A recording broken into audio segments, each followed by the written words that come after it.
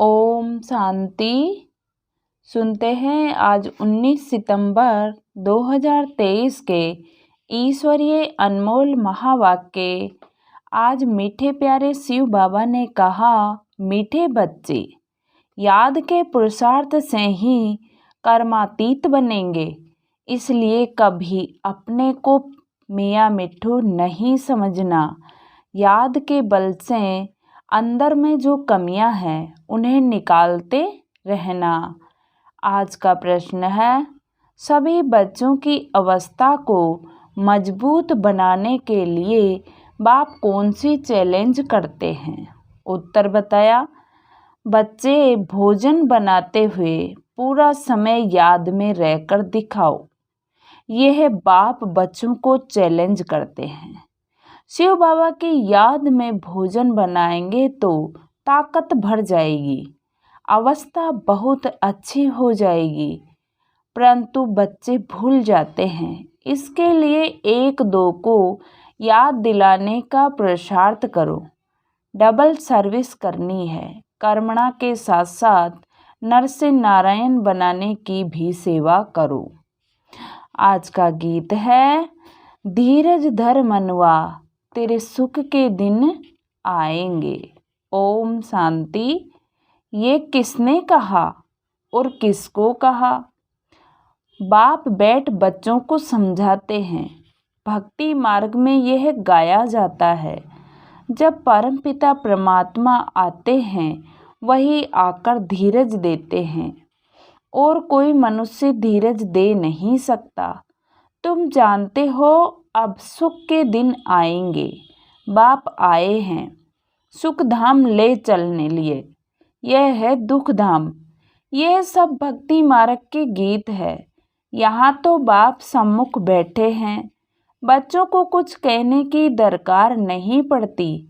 बच्चे जानते हैं हमारे सुख के दिन आ रहे हैं।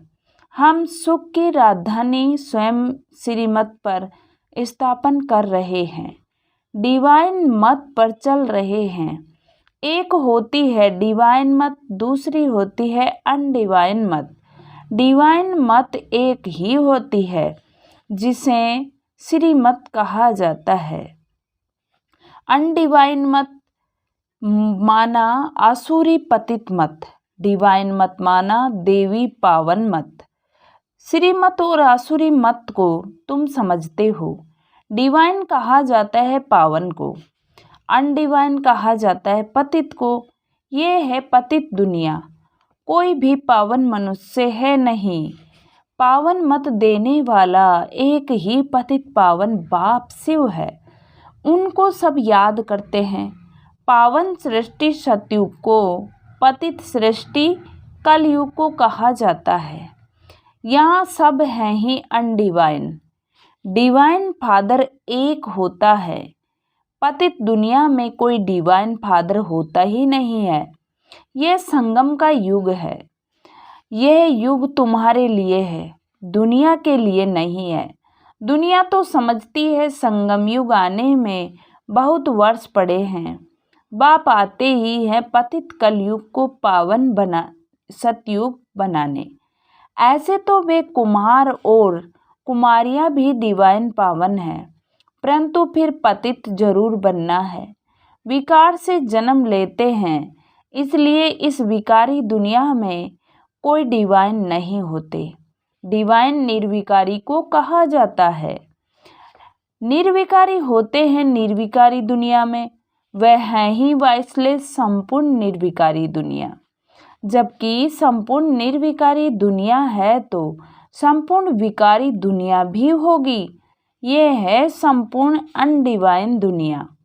संपूर्ण डिवाइन दुनिया सतयुग को कहा जाता है। अब तुम बच्चों को डिवाइन फादर ने धैर्यवत बनाया है। डिवाइन जीव आत्मा कहा जाता है। दिव्य आत्मा को डिवाइन नहीं कह सकते। आत्माएं तो निराकारी दुनिया में रहती है। डिवाइन मनुष्य होते हैं पवित्र दुनिया में। ये है ही अपवित्र दुनिया। अपवित्र दुनिया को पवित्र दुनिया बनाना यह निराकार डिवाइन फादर का ही काम है। तुम बच्चों को अब धीरज मिलता है। बच्चे, अब सतयुग आ रहा है। सुख धाम स्थापन करने में समय तो लगता है, तो दुख धाम विनाश हो, सुख धाम स्थापन नहीं हो। फट से तो दुख धाम विनाश हो, सुख धाम स्थापन नहीं हो जाएगा। तुमको भी देखा कितना टाइम लगा है। पतित सृष्टि कितनी बड़ी है। तुम भी जब लायक बनो ना, तुम खुद ही कहेंगे हम अभी स्वर्ग में जाने के लिए पूरे लायक नहीं बने हैं। पूरे लायक बन जाएं फिर तो कर्मातीत अवस्था हो जाए, परंतु देह अभिमान बहुतों में होने के कारण समझते हैं हम तो संपूर्ण बन गए हैं। हमको श्रीमत की दरकार ही नहीं, इसलिए याद नहीं करते। बाप की याद से ही तो श्रेष्ठ बनेंगे। कोई कह न सके कि हम निरंतर बाप को याद करते हैं। अंदर में कोई यह न समझे कि हम तो निरंतर याद में रहते हैं।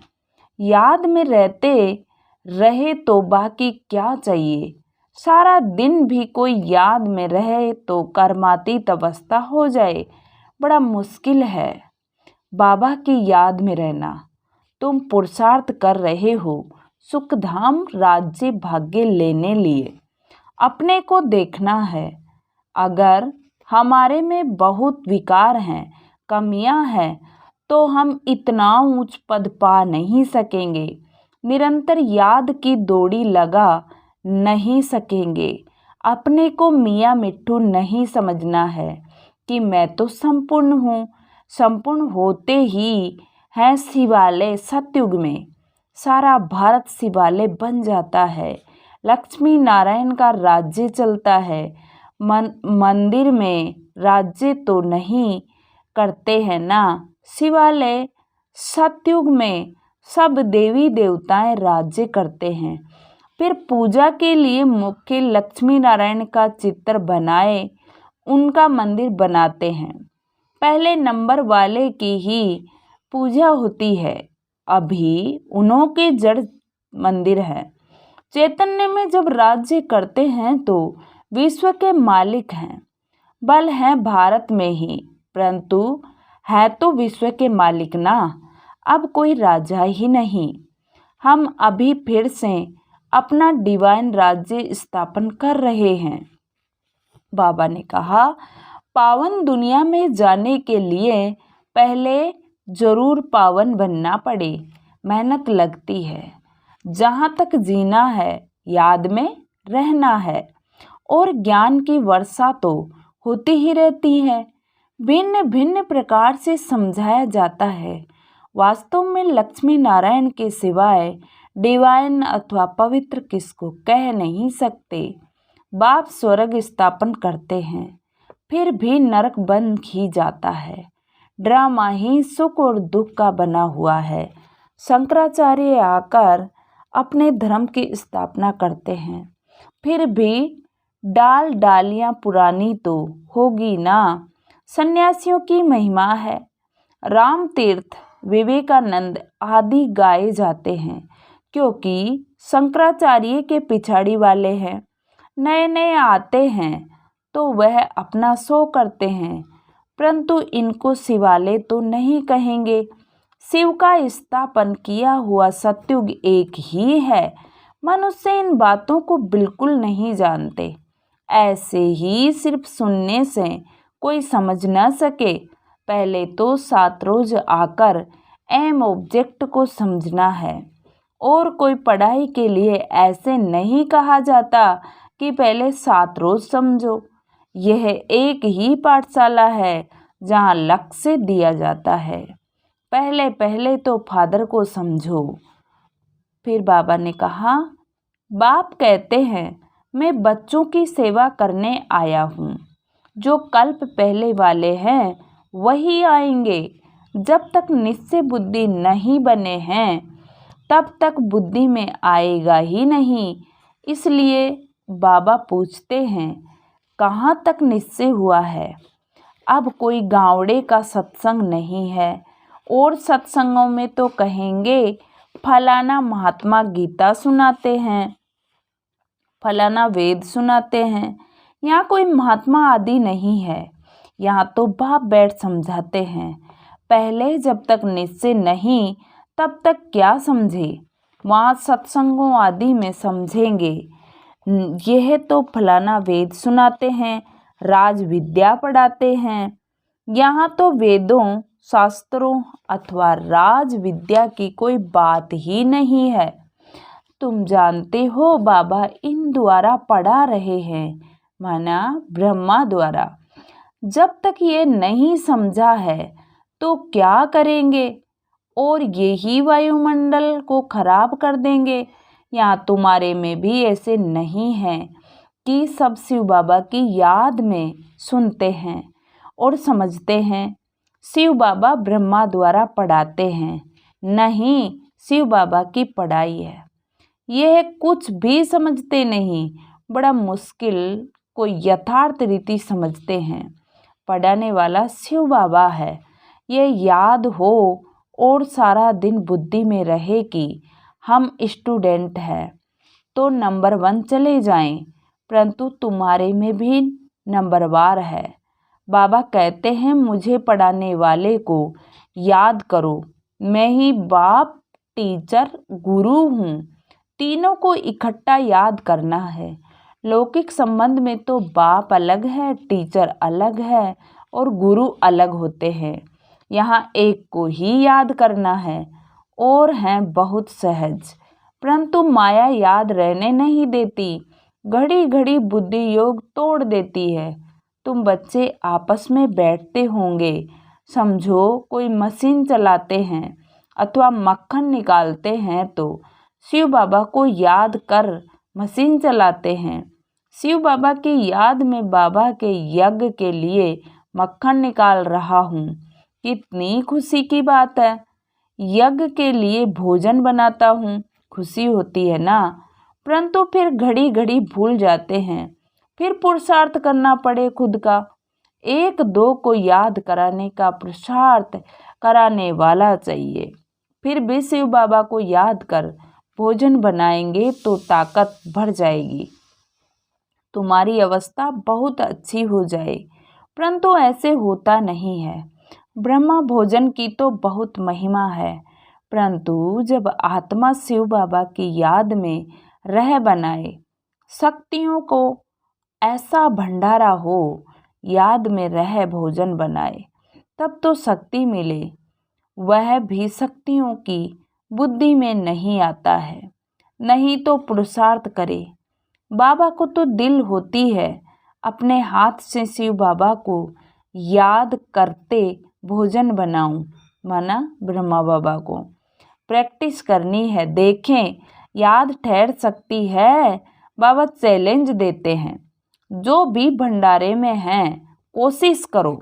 बाबा जानते हैं कि 1 घंटा भी याद नहीं कर सकते, याद वाले ज्ञानवान हो तो डबल सर्विस में लग जाएं। जब तक कांटे को फूल न बनाए तो कुछ काम के नहीं हैं। राजाई के लायक वह बनते जो नर को नारायण बनाने की सर्विस करते। जितना तकदीर में है वह अपने पुरुषार्थ से तकदीर को पाते रहते हैं। बाप तो सबको कहते हैं जितना करेंगे, जो करेंगे सो पाएंगे। आगे बाबा ने कहा अपने मोस्ट बिलवेड बाप को याद करना है, याद की ही मेहनत है। बाबा भी बतलाते हैं मैं बहुत उपाय करता हूँ, परंतु हो नहीं सकता, बहुत मेहनत है। मेहनत करते करते अंत में कर्मातीत अवस्था होगी, फिर साक्षात्कार करते रहेंगे, माया नहीं आएगी। यहाँ बैठे बैठे सब दिव्य दृष्टि से देखते रहेंगे। अभी तो टेलीविज़न में देखते हैं, टेलीविज़न कोई दिव्य दृष्टि नहीं है। विनाश का साक्षात्कार, वैकुंठ का साक्षात्कार टेलीविज़न में नहीं देख सकेंगे। जितना जो ज्ञानी और योगी है उनको तो वैकुंठ की राजधानी देखने में आती रहेगी। बिगर टेलीविज़न रखे तुम जर्मनी, लंदन आदि देखते रहेंगे। टेलीविज़न से यह दिव्य चक्षु का साक्षात्कार वंडरफुल है। सच्ची दिल से बाप की सर्विस में लगना है, तब मज़ा है। बुद्धि भी कहती है बाबा अंत में बहुत खातिरी करेंगे, घुमाना फिराना बहलाना ये खातिरी है ना। ऐसा बनने के लिए लायक भी बनना चाहिए ना। लायक बनाने वाले को याद करने से ही लायक बनते जाते हैं। जितना याद करेंगे और स्वदर्शन चक्कर फिरता रहेगा तो फायदा है। बीज को याद करने से झाड़ भी याद आएगा। यह बातें सिवाय तुम्हारे कोई भी समझ न सके। इस याद और ज्ञान से हम इतना जमा करते हैं, वहाँ यह पता नहीं होगा कि यह कहाँ से वर्षा मिला है। यह थोड़ी ही समझते हैं कि यह हमारे संगम की कमाई है। बादशाही मिल जाती है। तुम सदा सुखी रहते हो, बड़ी भारी मंजिल है। अभी तुम डिवाइन बनते हो, सारी दुनिया अनडिवाइन है। तुम मनुष्य से देवता डिवाइन बन रहे हो। मनुष्य को देवता बनाने वाला एक ही गॉड फादर है। फादर अक्सर कहना बड़ा सहज है। कोई भी बूढ़ा बुजुर्ग देखेंगे तो उनको बाबा व पिताजी कहेंगे। बूढ़ा बूढ़े को देखेंगे तो भाई समझेंगे, छोटे बड़े को देखेंगे तो बाप समझेंगे।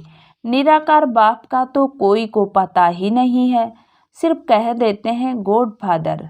ये नहीं समझते हैं कि हम आत्मा हैं, हमारा बाप वह है। बाप जरूर वर्षा देता होगा। अभी तुम जानते हो हमारा बाप हमको वर्षा दे रहे हैं। इस वर्षे के लिए ही हम बार बार पुकारते थे, प्रार्थना करते थे। अब वही पढ़ा रहे हैं। अभी हम प्रार्थना अथवा भक्ति करने से छूटे। बड़े मज़े की नॉलेज है।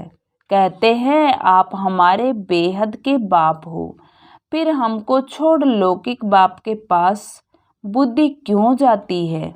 परंतु किसकी तकदीर में नहीं है तो बुद्धि में बैठता नहीं। खुद ही कहते हैं हमारी तकदीर में राजियों की बादशाही नहीं है, तो बाबा क्या करें? क्यों नहीं तकदीर बनाते हो? तकदीर बनाने में तो कोई को मना नहीं है। तकदीर में नहीं है तो बाबा को छोड़ देते हैं। फिर माया बिल्ली बुद्धि में घोटाला डाल देती है। बाप भी क्या करे, माया बिल्ली पर जीत पानी है। कामकाज करते शिव बाबा की याद रहे तो बहुत फायदा हो जाए। 1 मिनट भी याद करने से बड़ा फायदा हो जा सकता है। 1-2 को सावधान करो, फिर कोई माने या न माने। बाबा युक्तियाँ बहुत बतलाते हैं। अच्छा, मीठे मीठे सिकिलदे बच्चों प्रति माता पिता बाप दादा का याद प्यार और गुड मॉर्निंग।